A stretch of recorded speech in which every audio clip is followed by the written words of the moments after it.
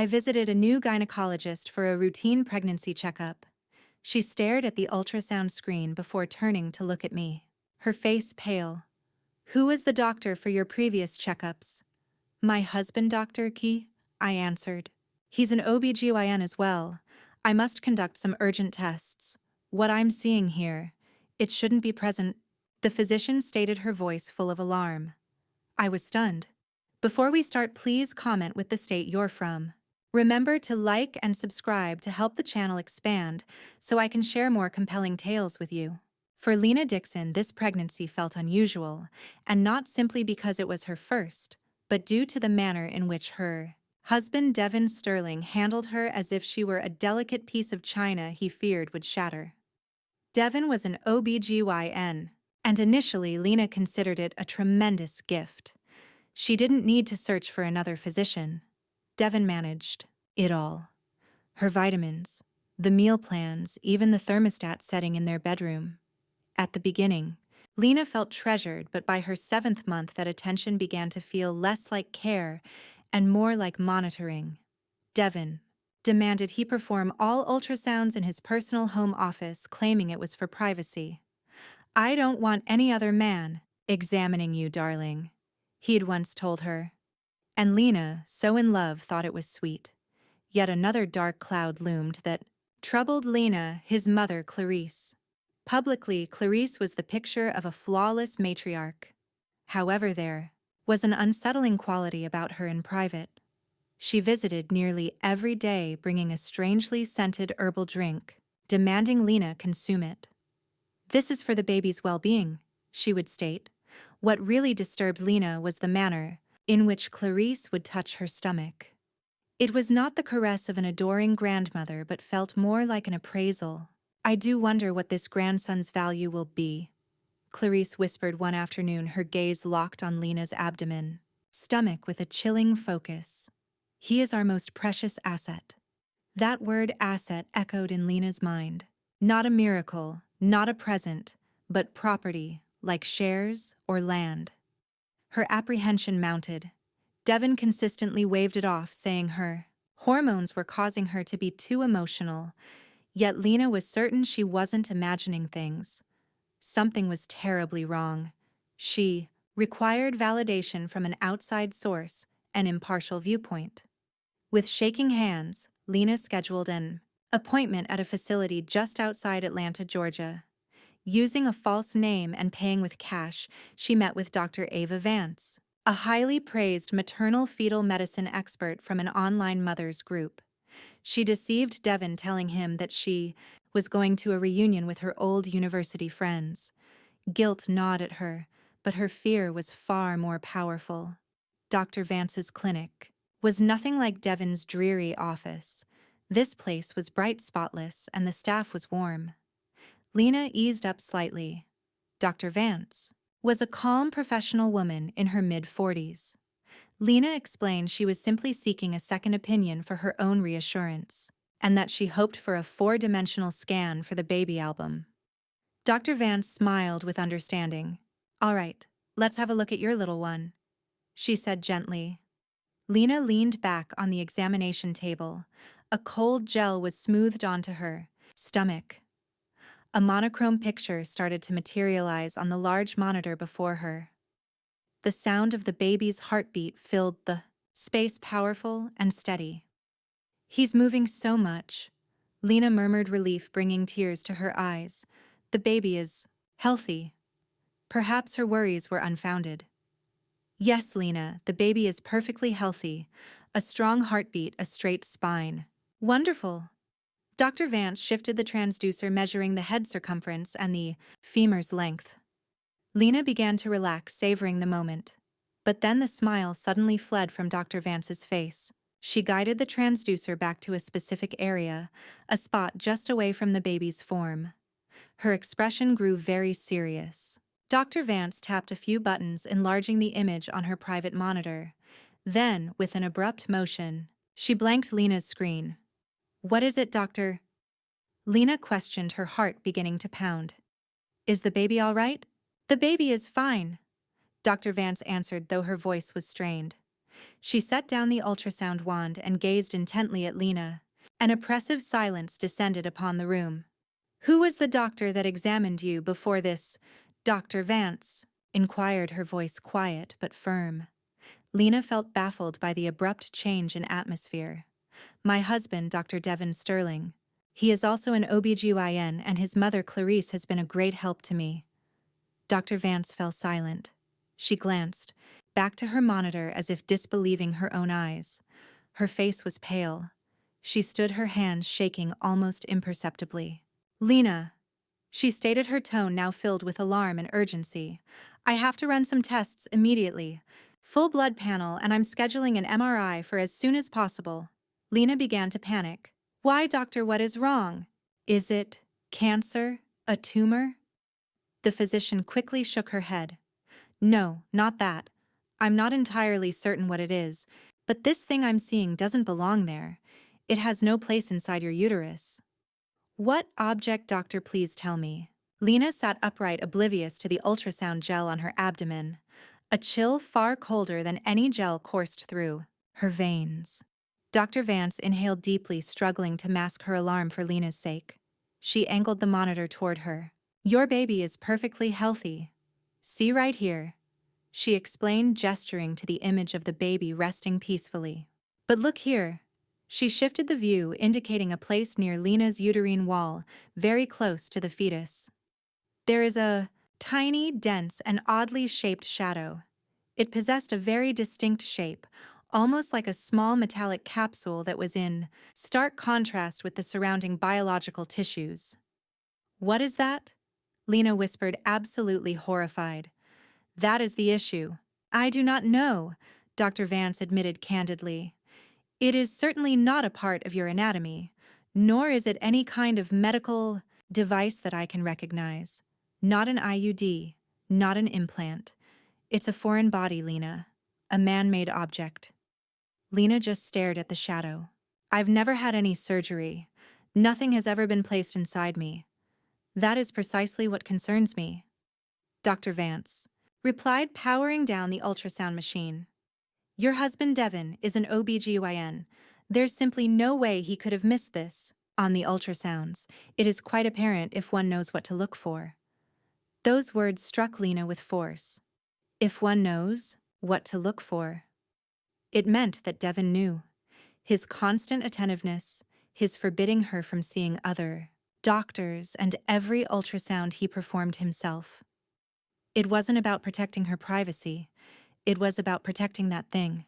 "I'm going to need a blood sample from you," Dr. Vance stated, shifting into professional mode.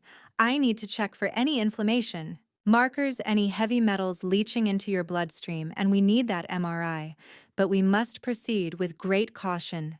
Dr. Vance locked her gaze with Lena's. "It is absolutely critical that you say nothing of this to Devin or his mother, not a single word. Do you grasp the seriousness of this?" "But I don't understand why." "Because if Devin is aware of this object, and has intentionally kept it a secret, you could be in mortal peril. I cannot guess this item's function, but it was implanted there with purpose. We have to prepare for the most terrible possibility." Dr. Vance arranged Lena's MRI scan at a separate facility using an alias masked as a simple dietary appointment. She took a sample of Lena's blood and then sent her on her way. "Behave as if this day never occurred," the doctor cautioned. "Watch Devin closely, listen, and do not let your terror show." The journey home was a living hell. Lena piloted the car in a fog. Each tiny flutter from her baby now felt like a grim reminder of the foreign object within her. The asset. Could this be what Clarice was talking about? When Lena finally got home, darkness had fallen. The residence was eerily quiet. Devin was still at work, and Clarice was also absent from the house. Lena took a swift shower, rinsing away the ultrasound gel's residue, desperate to soothe her pounding heart. She had to seem unfazed. Devin came home much later, appearing drained. He placed a kiss on her brow. "How did your meeting go?" "It went well, dear. There was a decent turnout," Lena answered, struggling to keep her tone nonchalant. Devin gave a smile. but it was a hollow gesture that never met his eyes. Don't overdo it. Just recall that you are carrying such precious cargo. Sleep was impossible for Lena that night. She lay turned away from Devon, pretending to be in a profound slumber. She felt every single one of his movements. Around 2 in the morning, Devon probably believed she was deeply asleep. He crept from the bed in total silence, making practically no sound at all. Lena held her breath. Devon took his phone and exited the bedroom, shutting the door with great care. Lena paused for several moments before slipping from the bed herself. She eased the door open just an inch. Devon was not far off. He stood just before his personal office on the upper floor. Its door was open a fraction. Lena could make out his voice, hushed and strained. She visited a different physician today. Mother. Devon hissed quietly. Lena's pulse ceased. Yes, just some cheap 4-dimensional scan. She claimed she just wanted a peek at the baby's face. No, she has no idea. She is far too naive to be suspicious. A silence followed. Briefly. Devon was attending to the voice on the other end. Lena was certain she knew exactly who it was. Clarice. Of course. I confirmed it last night as she slept. Devon went on, a clear note of annoyance coloring his words. Don't fret, the item's placement remains undisturbed. The gestation period hasn't moved it at all. All is stable. Another break. Yes, Mother. I will remove it personally when the baby is born. I will stage it as a standard medical issue. Afterward, we can handle the final details. Devon released a stifled chuckle. Naturally, I still possess Raymond Shaw's inheritance papers. Nothing is different. The whole thing is proceeding exactly as you designed. Lena pressed a hand to her lips to choke back a cry. The item, the birth, the documents for Raymond Shaw's estate, her own father's name, it was all tied to her deceased father. Her own husband Devon and his mother Clarice were plotting against her, and the linchpin of it all was located within her womb, just beside her unborn child. Lena crept back to the bed. Her entire body was frigid despite the cloying heat of the bedroom. In the room, she clutched the sheets to her chin. Her gaze was locked on the shut door. On the other side, in his study, her husband had validated her deepest anxieties. He was more than simply an unfaithful spouse. He was a schemer, a deceiver, and perhaps a killer in the making, all orchestrated by his mother. The documents for Raymond Shaw's estate. How did this connect to her father, who had been gone for years? Raymond Shaw was a prosperous businessman, though he never paraded his fortune. He led a humble life, and Lena had always assumed her inheritance was merely this house and sufficient money for her schooling. She was profoundly mistaken. Lena willed herself to maintain a steady breath. She had to conceal that she was awake. When Devon re-entered the room about 15 minutes later, he moved with a quiet stealth, much like a predator. Lena registered the dip in the mattress as he settled in. She could feel Devon's breathing on the back of her neck, even and calm. She lay beside a monster, and that monster was in a deep, peaceful sleep. The next morning ushered in a new form of dread. How was she to behave normally? How could she let Devon touch her, give her pills, smile at her? But she had no choice. Her own life and her baby's were at stake. She forced a smile at breakfast and dutifully swallowed the pills Devon handed her. Afterward, she silently purged them in the bathroom. She knew she had to escape this house. She desperately needed answers. The single person who might have a clue was her late mother's sister, Aunt Carol. Aunt Carol was a plain, timid woman who had maintained a noticeable distance from Lena since Raymond's passing. Lena had always assumed it was because her aunt felt awkward around their affluence. Now Lena had a new suspicion that her aunt actually knew something. Lena waited until Devon was leaving for the hospital. I've got a surgery. I could be late. He mentioned, placing a kiss on her forehead. Lena fought the impulse to erase the touch of his lips from her skin. The moment Devon's car was gone, Lena moved quickly. She dared not take her mobile phone, paranoid that Devon was tracking it. She snatched her car keys and headed for Aunt Carol's modest home in Dakar, Georgia. The small house had a tidy garden that was a stark contrast to her own sprawling, chilly home. Lena, my heavens, what has happened? Aunt Carol was stunned to find a pregnant Lena on her doorstep.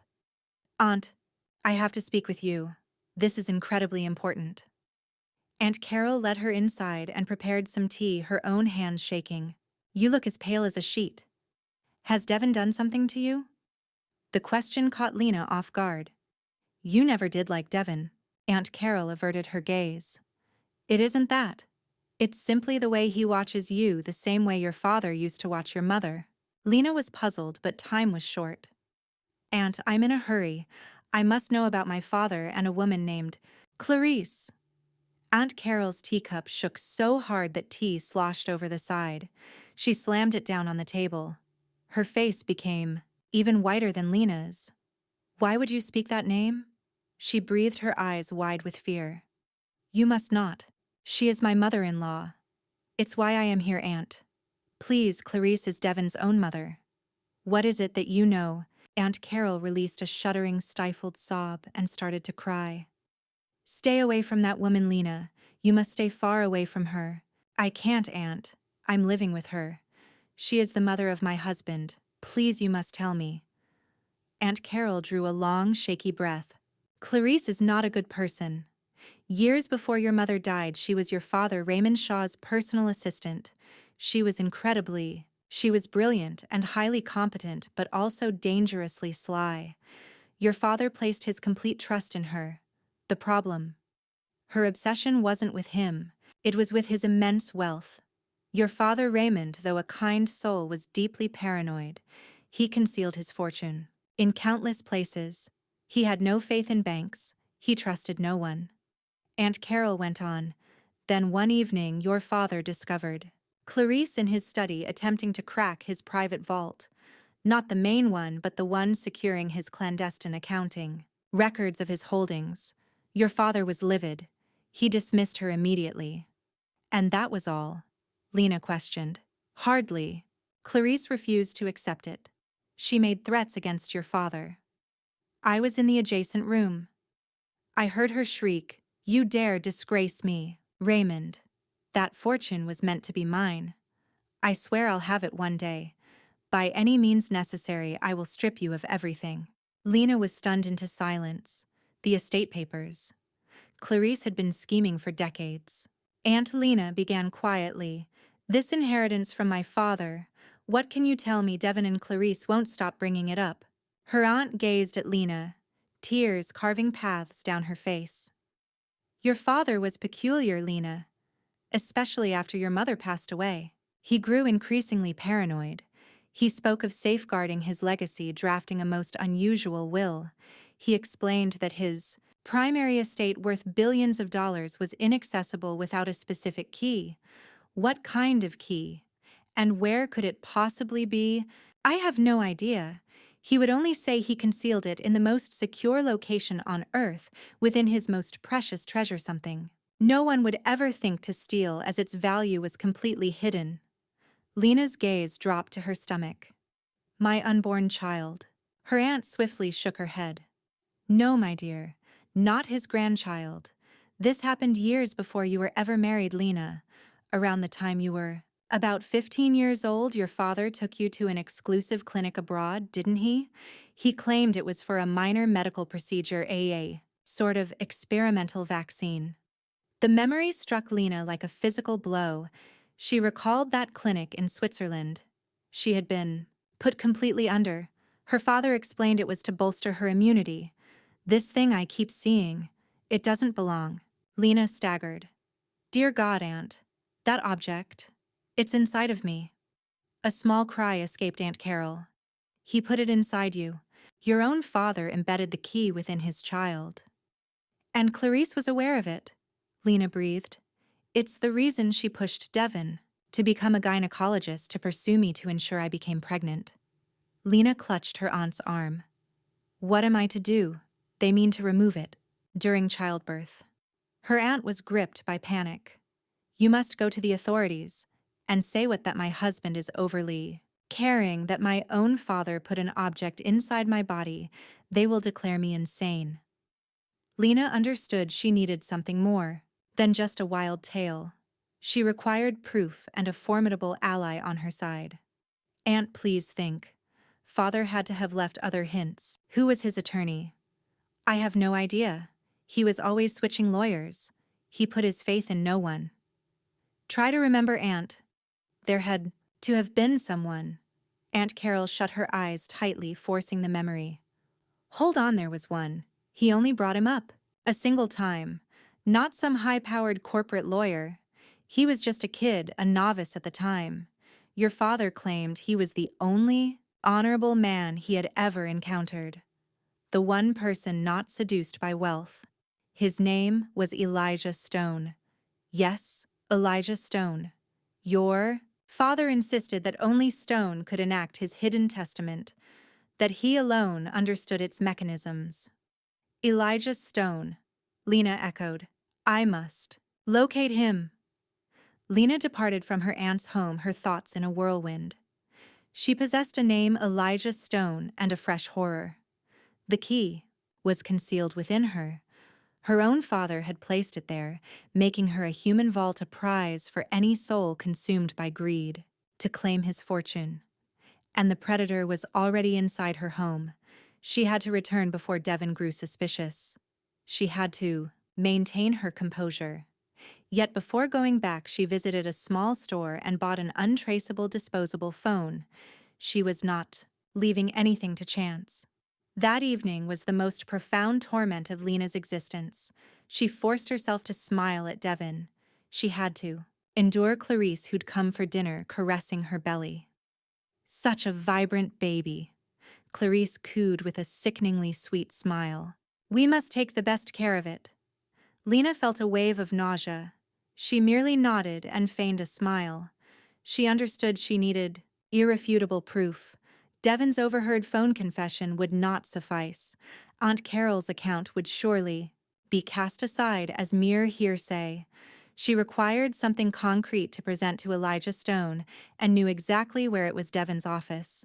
The one room that was perpetually locked. Her chance arrived just 2 days later when Devon got an urgent summons from the hospital, an emergency C-section for a patient in critical condition. He departed in a rush. My mother is on her way to stay with you, he announced before he left. Lena knew her window of time was dangerously small. The moment Devon was gone, she hurried straight to the office. The door as ever was locked, but Lena recalled that Devon never used a key. He entered a code on the keypad. She entered her birthday. Failed. Devon's birthday failed. Even their wedding anniversary was wrong. Panic seized her. She heard an engine approaching. Clarice. She attempted one last sequence, something that revolted her to her core. Her unborn child's estimated due date. Click. The lock released. The sting of betrayal was profound. He had used their baby as his key. The room felt sterile and unnervingly neat.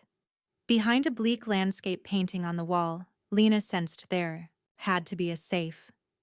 She tugged at the painting, just as she suspected, a digital safe. She entered the same code, the baby's projected due date. Beep. The safe clicked open. Inside held no cash or jewels, only a thick file of documents labeled Raymond Shaw. And resting atop the file was a heavy black leather journal. Lena lifted it out. This was no ordinary diary. It was a clinical journal. Her hands shook as she opened it to the first page. The subject was her. In Devon's cold, detached handwriting, he had documented everything. First page. Access to subject Lena successfully established. Phase 1 complete. Showed. Interest as predicted. Pages from later months, wedding complete. Full access to subject secured. Clarice is immensely pleased. The most horrifying entries were near the end, beginning with the onset of her pregnancy. Pregnancy successfully induced after 3 attempts. Subject remains oblivious.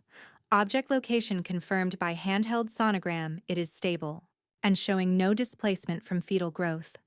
Lena turned the pages, her breath catching.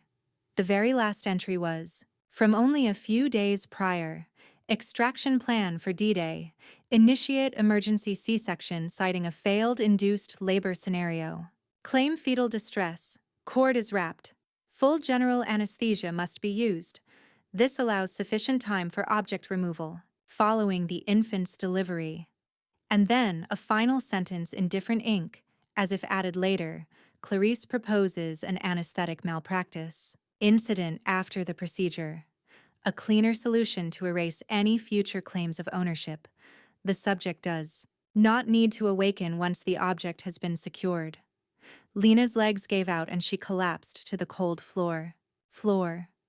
A staged anesthesia mishap. Their intention was to end her life. This wasn't a simple robbery, it was a heartless assassination scheme, orchestrated by her husband and his mother. She hastily photographed every damning page of the journal using her new phone. Her heart hammered against her ribs, a deafening drum in her ears. She knew she had to return everything. As she began to shut the safe, her gaze snagged on something else. A faded yellowed envelope was hidden beneath the pile of papers. It was penned in a flowery hand Lena recognized as Clarice's. It was sent to Devon at a previous residency. Address. Lena carefully unfolded the letter. Dated 20 years prior, back when Devon had just begun medical school. My dearest. Devon, the letter started. I am aware of the cost. Your mother knows, but I promise it will pay off. That spineless man you call a father could never comprehend, but we are certain of our cause. The fortune of Raymond Shaw rightfully belongs to us. He shamed me, dismissed me, treated me like dirt simply for demanding my due. Now pay close attention. I have discovered his greatest secret. That fool Raymond has hidden the very key to his wealth within his own daughter. That unsuspecting girl, Lena. It is destiny, Devon. You must become a doctor, not just any kind. You are to be an OBGYN. There is no other path. You are going to make her fall completely for you. You will wed her, ensure she carries your child, and then deliver what is justly ours. Do not fail. Me, son. Do not end up like your father. Do this for me, for our future. I promise all of our sacrifices will pay off. Lena stared at the letter, horrified. This was no recent scheme. It was a narrative crafted by Clarice 2 decades ago. Devon was more than a bad husband. He was a precision instrument sharpened for 20 years by his mother, aimed straight at Lena's heart. All at once, Lena heard a key turning in the front lock. Click, clack. Clarice was home much earlier than Devon had indicated. Panic seized Lena. She hurriedly shoved the letter and journal inside the safe, slammed it shut, and then repositioned the painting. She scrambled from the office, relocking the door with the identical code. She made it to the living room, out of breath the moment Clarice entered carrying groceries. Why, Lena? Clarice's saccharine smile appeared. Why are you breathing so heavily, dear, as if you've been running? Lena swallowed hard, forcing a strained smile. Her trembling hands were quaking uncontrollably behind her. Oh, it's fine, mother-in-law. Lena's voice sounded foreign even to her own ears. I just had an abrupt craving for something tart. I was on my way to the kitchen. What brings you home so soon? The lie lodged in her throat. Clarice stood framed in the doorway, her smile a mask of delicate porcelain. I brought you your favorite, chicken broth, she offered, raising a grocery bag. Thank you, mother-in-law. Lena responded, her voice a mere whisper. She could sense Clarice's eyes dissecting her every move, searching for the slightest indication of panic. Lena's hand gripping the disposable phone in her sweatpants pocket was clammy with perspiration. She had to behave normally. She knew that time was slipping away. The journal and Clarice's letter were evidence of a flawlessly planned crime. Yet that evidence would be worthless if she met her end on a surgical table. She needed to escape that house. But how Clarice was now shadowing her, like a ghost sleeping just one room over, pretending to help, scrutinizing every single morsel of food that passed Lena's lips. Lena understood she couldn't just bolt. They would certainly find her. She required a strategy, a diversion, and outside help. Ally. Her mind raced to Dr. Vance and the MRI appointment he had scheduled. It represented her only legitimate excuse to leave the house without Devin watching her. But the appointment was still 3 days away. She feared she didn't have that much time. That very night, after Clarice was asleep in the adjacent room, Lena crept into the bathroom, secured the lock, and turned the water on at full pressure as she sank to the cold floor. She took out her untraceable phone. The reception inside the bathroom was terrible, but she was able to send a single desperate text to Dr. Vance. He knows. His mother, too. They will not let me leave. They plan to end my life during childbirth. Need out immediately. His response arrived 5 minutes later, an interval that felt like an eternity. Keep calm. Lena, do not panic. Reschedule your MRI for tomorrow morning. Inform your husband it's a recommendation from your old doctor for a pelvic examination. Come to the new address I am sending you. Do not return home. I will have a team waiting. We must make this appear medically necessary. A new location appeared, Future Health Clinic on Rosewood Lane. It was not the hospital where Dr. Vance was employed. It was a discreet private facility. Lena erased the messages. 1. Problem was solved. Now for the second one, Elijah Stone. She possessed a name but had no face and no contact number. She couldn't look him up online. She knew Devin and Clarice were most likely monitoring all of her internet activity. Then a memory surfaced. Her father's study, Raymond Shaw's private office in the guest house out back. It was a place neither Devin nor Clarice ever ventured into. They likely assumed the room was full of junk and painful memories. But Lena knew her father saved absolutely everything. In the quiet hours before dawn, long before Devin or Clarice would stir, Lena made her way to the guest house. The room smelled of dust, aging paper, and rich wood.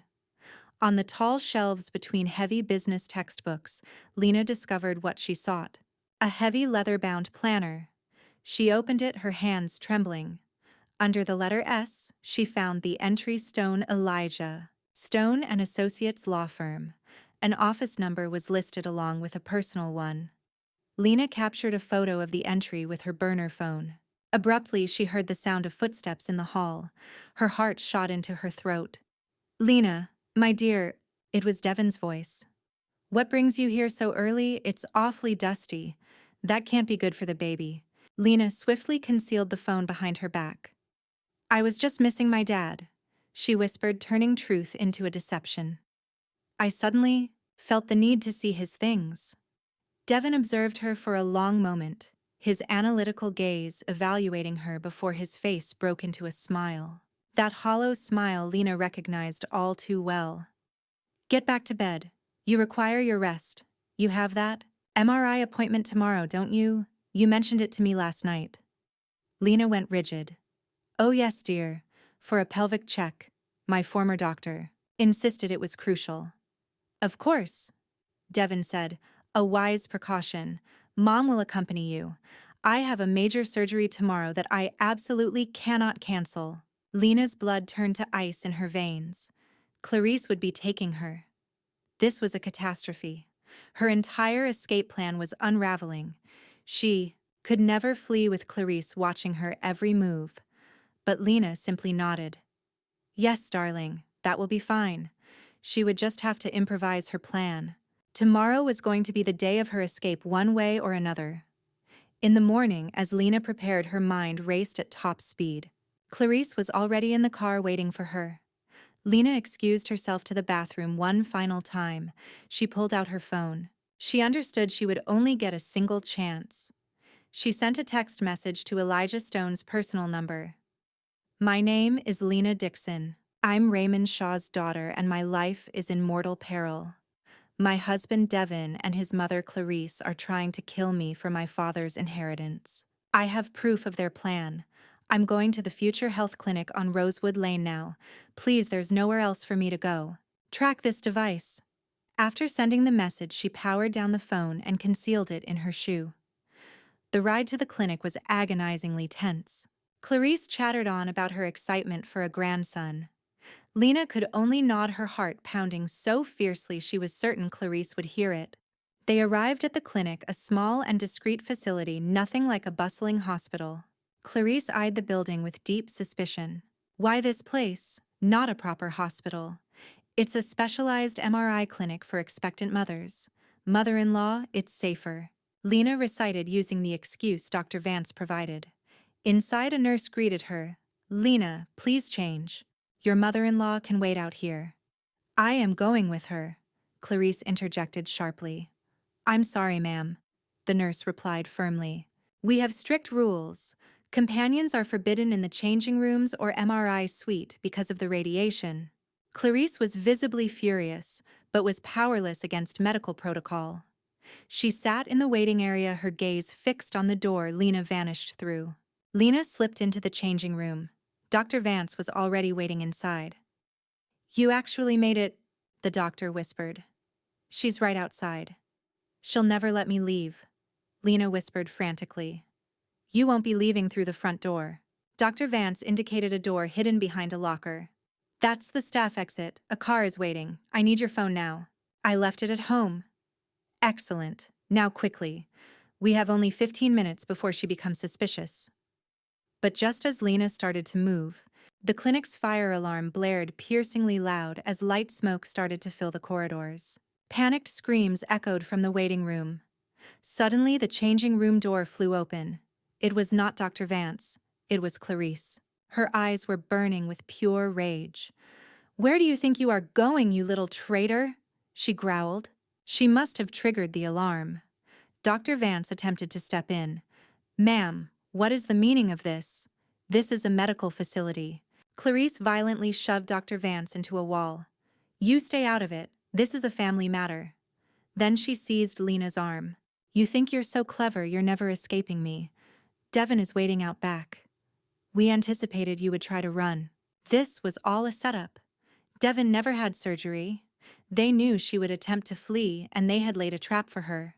We are having that little operation right now, Clarice hissed, yanking Lena down a rear corridor. Lena fought back. Let go of me. Please, they're trying to murder me. Lena screamed with all her power. At the back exit, there wasn't an ambulance waiting. Instead, there was a black cargo van. Devin stood beside it, his face a cold, emotionless mask. He was holding an object, a cloth soaked with chloroform. I told you she wouldn't make this easy, Devin said coolly to his mother. The pair seized Lena. She fought desperately, kicking and biting, but her strength was fading. Devin began to press the cloth towards her face. Hold it right there. A calm, authoritative voice cut through the chaos. Devin and Clarice froze instantly. Down the alley, a man in a perfectly tailored suit stood with composure. He was not alone. Flanking him were two uniformed police officers. Who are you? Devin shouted, his grip tight on Lena. I am Elijah Stone, the man stated. That is who. The legal counsel for the late Raymond Shaw, and I am representing my client. He gestured toward Lena, who has just advised me that you two are trying to abduct her. Clarice scoffed. Absurd. This girl is my son's wife. She's simply hysterical, probably. Unwell. Perhaps, Elijah conceded. But her illness prompted her to send me a full copy of this medical journal. Elijah raised his phone, displaying the images Lena had sent of Devin's journal entries and a copy of the 20-year-old murder plot letter authored by you, Miss Clarice. Devin and Clarice's faces became ashen. We received Lena's text. Elijah went on, his tone turning glacial. And we tracked her phone, but we also got an urgent package from Drs. Ava Vance containing all the medical proof, including the MRI scans of the object located in my client's uterus. Dr. Vance emerged from behind the officers, her expression taut yet resolute. Devin, Elijah stated, as a physician, you understand medical malpractice, but as a co-conspirator, you have just made a catastrophic error. You documented every last detail. The two officers advanced. Devin Sterling and Clarice Sterling, you are hereby under arrest on charges of attempted murder, conspiracy to kidnap, and conspiracy to defraud. Devin released his hold on Lena. He knew it was finished. But Clarice disagreed. With a feral cry, she launched herself at Lena, past caring about the infant or the inheritance. If it's not mine, it won't be yours. But her chance was gone. The police had already restrained her. Devin stood, motionless, a victim of his own hubris. Lena staggered, about to collapse, but Elijah caught her. Lena, he murmured, I'm Elijah Stone, your father's attorney. You are safe now. Lena gazed at the man, then toward Dr. Vance. Her support was here. She had succeeded. And in that exact instant, a piercing pain seized her abdomen. Was nothing like Clarice's grasp. This was something else. She stared at Dr. Vance with frightened eyes. Doctor, I believe my water just broke. Lena gripped her belly as a pain unrelated to her fear ripped through her. A rush of amniotic fluid drenched her legs, creating a pool on the filthy alley ground. The baby was arriving right now amid all the chaos, while her husband was being taken into custody. Clarice noticed the pool at Lena's feet, her eyes full of hate, abruptly sharpened with a frightening intensity. The baby, she shrieked. The key is about to be born.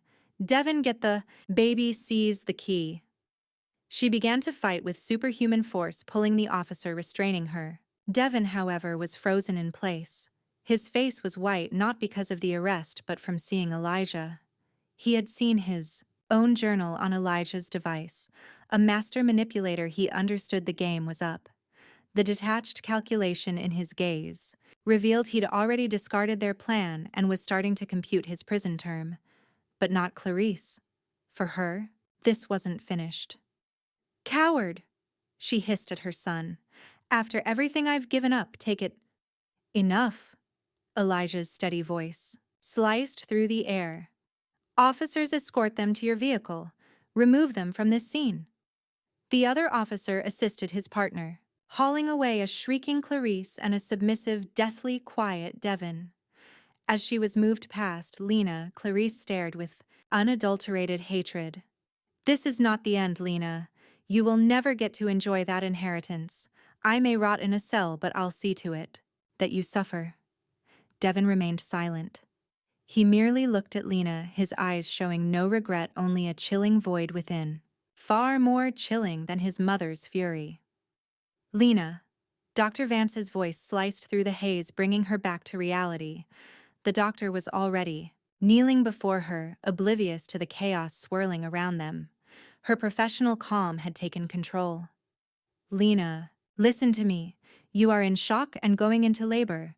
The contractions are coming far too quickly. It hurts, Lena whimpered, collapsing against Elijah. The severe stress induced it.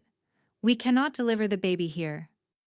Dr. Vance glanced at her. Tiny clinic. And we can't return there. It isn't sterile. It is not equipped for this. Her gaze then locked with Elijah's. We must get her to a proper hospital right now. Elijah nodded. I'll summon an ambulance. No time for that, Dr. Vance cut in. Observe her contraction interval. Just 2 minutes. This birth will be quick. We will take my car. It is armored. She told Lena with a faint, bitter smile. A memento from your father. He really was paranoid. Everything moved in a rush. Elijah lifted Lena into his arms. A scream tore from her throat as another contraction seized her. Dr. Vance snatched an emergency kit from her. Clinic. They quickly settled Lena into the back seat of a sturdy, high-end black sedan. Dr. Vance took her place beside her as Elijah slid behind the wheel. What's our destination? Elijah asked. St. Jude's Medical Center. I have a team waiting for us. I informed them it was a VIP emergency. The sedan sped off, navigating deftly through the traffic. For Lena, the journey was a haze of agony and terror. Every jolt of the vehicle felt like a twisting blade. I am so scared, Doctor, Lena cried, clutching Dr. Vance's hand tightly. What if that key? That object harms the baby during his birth. Dr. Vance gently cupped Lena's face in her hands, compelling her to meet her gaze. Lena, listen. To me, you have survived hell itself. You defeated 2 monsters. Now comes the greatest challenge. But you are not doing this alone. Concentrate on your breathing. Concentrate on your baby. Let me worry about that cursed object. Do you understand your sole responsibility right now is to give birth? Leave everything else to me. Those resolute words seemed to steady Lena. She nodded, shutting her eyes to concentrate. They arrived at the hospital's emergency bay. A team of nurses and a gurney stood ready. The handoff was fluid and efficient, a professional operation in stark contrast to the clinic's prior chaos. Lena was instantly wheeled away into a fully prepared, private delivery suite. Elijah remained posted outside, liaising with the hospital's security. Absolutely no one would be allowed onto that floor without his direct authorization. Inside, Lena was hooked to monitors. The baby's heart rate was strong, but her contractions were overwhelmingly intense.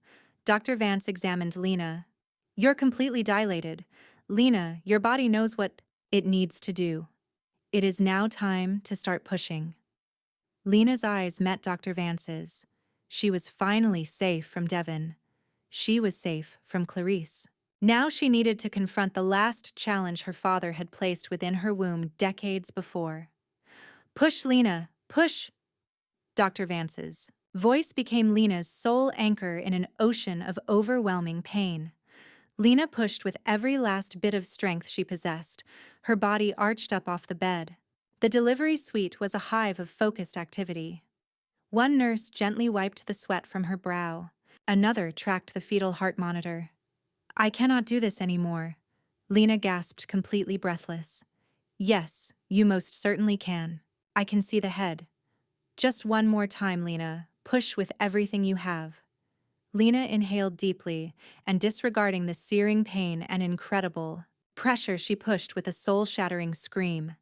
And just as suddenly, the immense pressure vanished, replaced by the distinct sound of a loud, strong, and vibrant cry. He's here, a nurse announced. Lena collapsed back, utterly spent, tears of overwhelming relief flowing freely. Tears streamed down her face. She had done it. Her baby was safe. A healthy boy. Lena. Dr. Vance's voice was gentle. For the very first time, the doctor expertly handled the umbilical cord before passing the infant still coated in vernix to the pediatric nursing team. He's perfect. Lena wept softly. She watched as the nurses cleaned her son, the very reason she had fought so hard. He was healthy. But Dr. Vance was not finished. Her expression grew serious again. She met Lena's eyes. Lena, the baby is safe. Now let's finish up. Don't move. The placenta will be delivered soon, and I must examine that object. Lena was too depleted to speak. She simply nodded. Dr. Vance worked with swift precision. After the placenta was delivered, she conducted a manual examination with the greatest care, simultaneously using a portable ultrasound probe to pinpoint the object. Good, good, she murmured. It has not moved. It's distant from the placental implantation site. Your father knew exactly what he was doing. The device isn't in the uterine cavity but is implanted in the myometrium, the muscle of the uterus. Do I need surgery? Lena asked faintly. Not necessary, Dr. Vance responded. I can retrieve it, but not at this moment. You have just given birth. Your body has to recover. Attempting to remove it now would be too risky due to potential hemorrhaging. Lena's face fell with disappointment. So it remains inside me for now. Yes, Dr. Vance said, but it is dormant. It poses no threat to you. All of a sudden, the doctor paused. Her eyes locked on the ultrasound screen again. Wait, that's peculiar. What? Lena asked, her alarm reignited. There appears to be a minuscule light within the object. It's blinking, ever so faintly. Dr. Vance magnified the display. My heavens, the object is activating. Your son's birth, his DNA must have triggered it. At that instant, the delivery room door swung open. Elijah entered, flanked by 2 hospital security guards. He looked frantic. "Lena, doctor, I am sorry for this interruption, but I have just received a call from the Central Bank of Switzerland." Elijah appeared both baffled and tense. What Raymond Shaw's will has just been automatically executed. His entire fortune, billions of dollars, was just wired to a new account in the name of Lena Dixon and her descendants. It happened exactly 3 minutes ago. Elijah checked his watch. Dr. Vance glanced from Elijah to Lena and then to the ultrasound monitor. The exact moment her baby was born. The birth was the key. Biometric key. Lena looked down at her son, now clean and wrapped in a blanket that a nurse carried over to her. He was not just her son. He was her liberator. The nurse placed the infant on Lena's chest. Lena clutched him tightly. "Hello, little one," she whispered. Elijah came closer. A true smile finally spread across his features. "Congratulations, Lena. You did it. You are a profoundly wealthy woman and you have a healthy son." "But what of Devin and Clarice?" Lena asked. "They are being handled. They won't see the light of day for a very, very long time," Elijah stated. "There's still one issue," Dr. Vance said, putting her instruments away. "That key, that object is still inside of Lena and it's now active. We do not know what other functions it serves besides activating the wealth transfer." Elijah stared at the blinking object on the ultrasound screen. "I think I might know," he said softly. "Your father, Raymond Shaw, wasn't just paranoid. He was a vengeful genius." "What are you trying to say?" Lena asked. Elijah looked directly at Lena, gravely. "Lena, I do not think that. The device just granted us access. I believe it's been recording for years. Every single conversation, every threat, every single whisper. Raymond Shaw didn't merely leave you an inheritance. He left you a weapon, one we just unleashed." The extraction procedure took place 2 days following Lena's delivery. It wasn't considered major surgery yet. It demanded extreme precision. Dr. Vance brought in a thoracic surgeon, an expert at handling precisely this kind of foreign object, to operate while Lena was lightly sedated. Just outside, Elijah stood by holding a court order that authorized him to seize the object as evidence. The procedure was a complete success. As Dr. Vance emerged from the operating room, she was holding a small, sterile vial. Within it rested a metallic capsule, no bigger than a grain of rice, though slightly thicker. Its color was a flat, dull gray, but a tiny blue LED blinked on its surface, a sign the device was still operational. "Here you go," Dr. Vance stated, passing it to Elijah. "The relic of that madman Raymond Shaw. That genius. Lena is stable and recovering. This is in your hands now." Elijah accepted it, feeling a mix of profound dread and utter awe. He wasted no time taking it to the nation's top digital forensics unit. What they uncovered went beyond his most incredible imaginings. The object was a biometric audio recorder engineered for permanent, continuous operation, powered by body heat and minute nerve impulses. Just as Elijah had suspected, it had been recording for 15 long years. Since its implantation in Lena at age 15, the device had captured terabytes of audio data. The vast majority consisted of the mundane sounds of her daily existence: lectures, friendly conversations, movies playing in the background. But Elijah's team zeroed in on the recordings from the day Lena first met Devin. It was there they found their smoking gun. The trial of Devin and Clarice became front-page news. Initially, their attorneys, funded by what was left of the family's money, were filled with arrogance. Their argument painted Lena as an unstable wife gripped by postpartum paranoia. They asserted Devin's journal was nothing more than a fantasy log or a misunderstood research outline.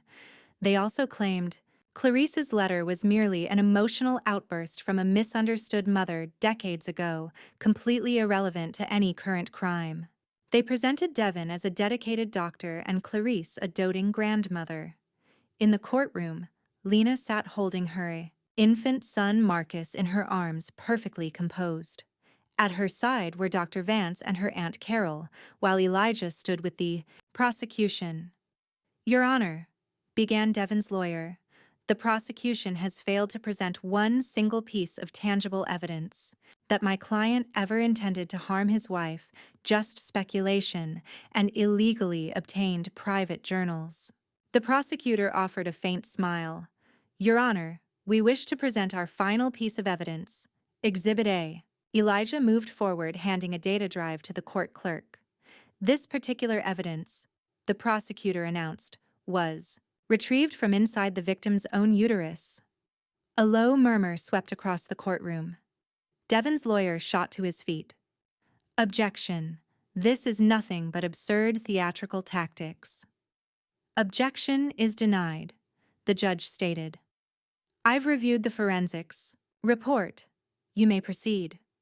The initial audio recording began to play. It was Lena and Devon's voices cheerfully discussing the carpet for the baby's room just 3 months prior. The sound was so clear it was like they were in the courtroom. Devon's lawyer swallowed hard. The recording's clarity was bone-chilling.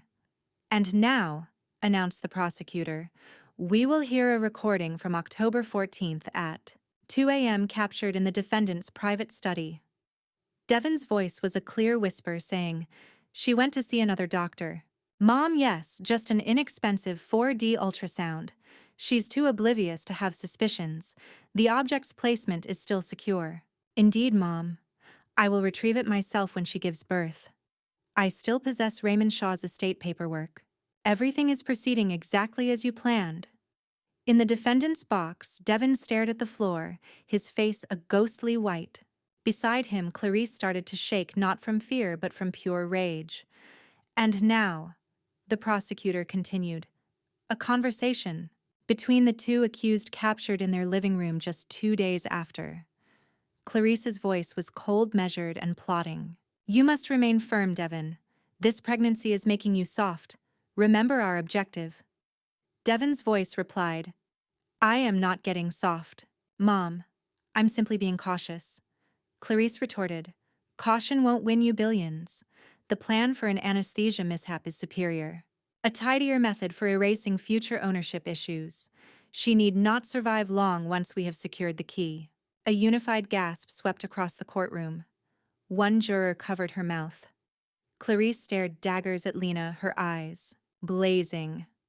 "And one final piece," the prosecutor thundered, his voice resonating. "A recording from 2 decades ago made when the defendant Devon, then a college acquaintance, visited Miss Lena's home as the defendant Clarice, disguised as a catering consultant, spoke with him on the doorstep." A younger Clarice's voice hissed venomously, "Look closely at that girl, Devon. Lena. Her father placed the key within her. I am certain. You must become an OBGYN. You will make her fall completely in love with you. You will bring back what is ours by right. Do not disappoint me." It was the undeniable proof.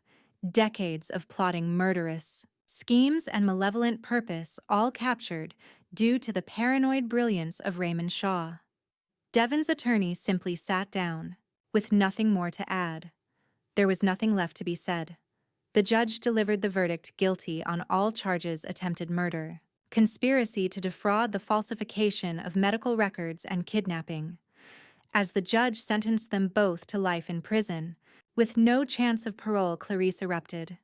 "Do you think you have won?" she shrieked directly at Lena while fighting against the guards. "You are merely fortunate, you foolish girl. You are just like your father. We will escape this place. We'll get out Devon." Devon, in stark contrast, was motionless. He only stared at Lena, his eyes full of a vacant horror. It was the look of a psychopath who was captured. His sole regret was his failure. Lena met his gaze unafraid. She held Marcus closer. She had confronted her demons and emerged victorious. The law had delivered its justice. Now came the time for emotional healing. 1 year went by. Lena's life had been completely transformed. She left the house full of painful memories and now resided in a luminous lakeside home filled with glass and sunlight. Its walls were decorated with pictures of her son Marcus, who was growing into a healthy, joyful little boy. Aunt Carol resided with them, her expression no longer etched with fear but with true contentment as she assisted in caring for Marcus. Raymond Shaw's vast fortune was not left idle. Lena, with Elijah's complete support, transformed her personal tragedy into a new purpose. Together, they established the Lena Dixon Foundation, no ordinary charity. This foundation operated with two primary divisions. The first, which Dr. Vance personally directed, was its medical division. They offered pro bono legal and medical aid to women ensnared by medical malpractice or abuse, particularly at the hands of their spouses or relatives. Dr. Vance's clinic had transformed into a cutting-edge institution that educated fellow physicians on identifying the faint traces of hidden cruelty. The foundation's other arm, spearheaded by Elijah, was its legal division. It oversaw Lena's complete inheritance and relentlessly financed lawsuits against predators such as Devin and Clarice. They became the worst fear of con artists cloaked in affection. Lena herself served as the foundation's public face. No longer a fragile victim, she stood as a formidable philanthropist, her voice gentle yet resolute, a champion for those who were unable to speak for themselves. Then one day, Lena made a request of Elijah to schedule a visit to a maximum security prison. "Are you certain, Lena?" Elijah inquired. "You are not obligated to do this." "I am aware," Lena replied. "This isn't for them. It is for me." The concluding chapter. Lena and Elijah were seated in a sterile visiting room divided by a thick pane of glass. A pair of figures in faded orange jumpsuits were escorted to the opposite side. The years had not been gentle with Clarice and Devin. Their appearance had deteriorated drastically. Clarice, once the picture of elegance, now had thin, unkempt hair. Her eyes burned with a deep-seated hatred. As for Devin, he appeared even worse. He was skeletal. The last remnants of his charm had vanished, leaving only a pathetic shell of a man. Whispers from within the prison claimed they despised each other, each blaming the other for their downfall. Devin did not even raise his head, but Clarice glared intently at Lena. Lena lifted the receiver. "Hello, Clarice. Hello, Devin." Clarice sneered. "Have you come here to gloat, to revel in your father's tainted fortune?" Lena offered a faint smile. She gave a nod to Elijah. Elijah lifted the intercom beside her. "Good morning. I merely wish to inform you both that the civil proceedings have now concluded. All personal assets, including Clarice's residence, Devin's savings, his medical pension, and even the furnishings from your former home have been liquidated as restitution for damages." Clarice's expression tightened. "However," Elijah went on, "my client, Ms. Lena Dixon, is feeling quite generous." A flicker of light appeared in Clarice's eyes, a foolish sliver of hope that Lena might show her mercy. "Ms. Dixon has directed me," Elijah stated, "to transfer all of your liquidated assets to the newest division of the Lena Dixon Foundation. It will be called the Clarice and Devin Fund for Victims of Medical Malpractice.